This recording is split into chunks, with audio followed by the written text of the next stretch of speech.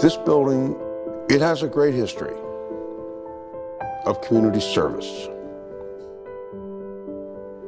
It was founded that way in 1874.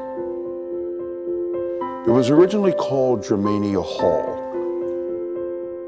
and it was a block-through building that was a settlement house for German immigrants.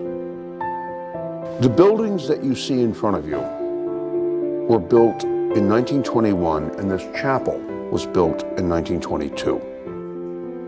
It was always a community-oriented building, and this goes across complete ethnic boundaries, whether you're Ukrainian, Puerto Rican, Black. People from around this neighborhood remember this building with deep affection. Everybody was of equal importance, no matter what their race or religion was. We had Italian kids, some Polish, some German. There was a synagogue around here that used the chapel every year for Passover service. And they also, when I first came, they had Sunday morning services in Polish, Chinese, American, Russian. This is the first week of play school. We would go through this long hall and go into the gymnasium. These basketball hoops have been here since the 40s. This has been, or let me put it this way, was a vibrant center, and it was the largest center of community activity in the Lower East Side.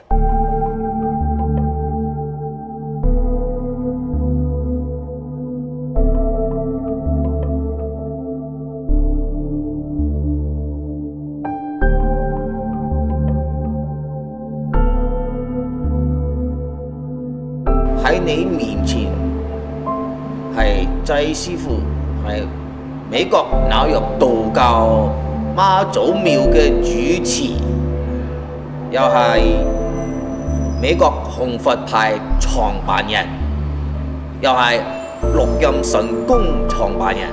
Our existence here in this building as a group has been since 1986.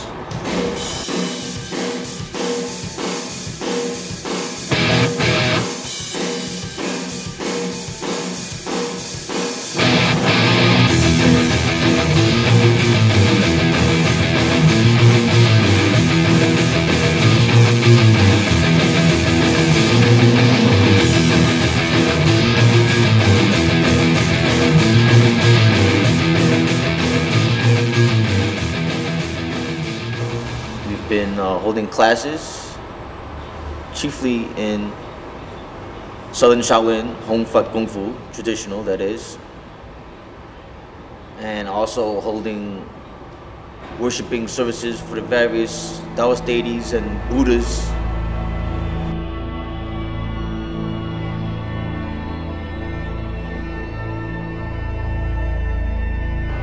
The leaseholders of this building, of which we are a subtenant of, decided not to do any maintenance on the building since they knew it was slated for demolition. Back when I first came in here in 1986, this building was full of different organizations. It was thriving for quite some time.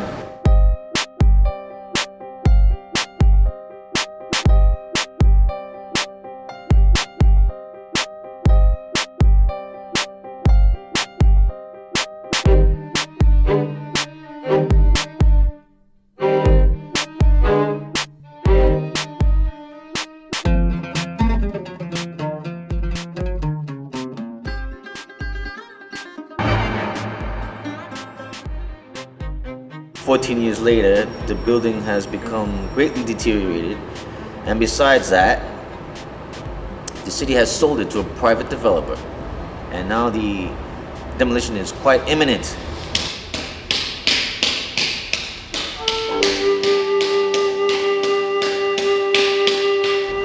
Of course, you'll notice if you go through this entire building that the only space that has anything maintained to it is this space. You look at the rest of the building, it looks like hell because, well, that's not the space which I'm occupying, so I can't be responsible for the entire building.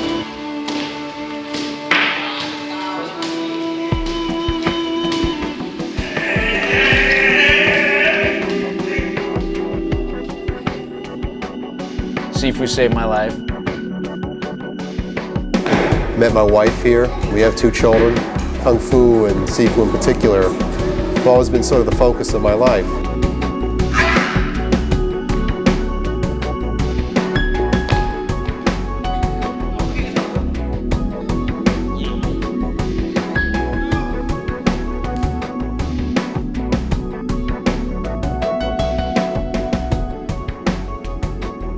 What I value most about Sifu's leadership is that he's open to all takers. If you talk to people in the school, you'll find that every single person, every single one of us has been saved here one way or another.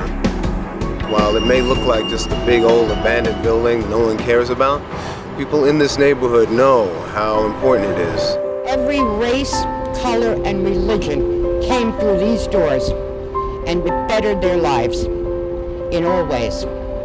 In all ways. When I was married in 1966, I left my parents' home going through the front doors at 9 Second Avenue. I lived at the Church of All Nations from 1942 to 1966, a lifetime. My father worked as assistant director there. There were apartments on the 3rd floor. We had one of the apartments. 3 of us lived there, my mom, my dad, and myself. Roy Rogers, Joe Julia, Gloria, and myself. He said he would donate a room, and Miss Burdick and my dad said, it'll be the Roy Rogers room. Oh my God. Oh my God. That's Rocky Graziano. Rocky Graziano. Sugar Ray Robinson. Sugar Ray at one of the yearly big functions. This was for the kids, and they actually boxed and were given trophies after it was over, and few of the famous boxers of the time were down there and they would make their guest appearances. The gym floors, you better have had sneakers on or socks, no shoes. What? Before we went into the pool, you showered, that you had to make sure you were clean. I learned how to swim in there. Well, we all learned how to swim there. They taught us how to swim. You had to be clean or you didn't get in the pool. Olympic-sized pool. Mm-hmm.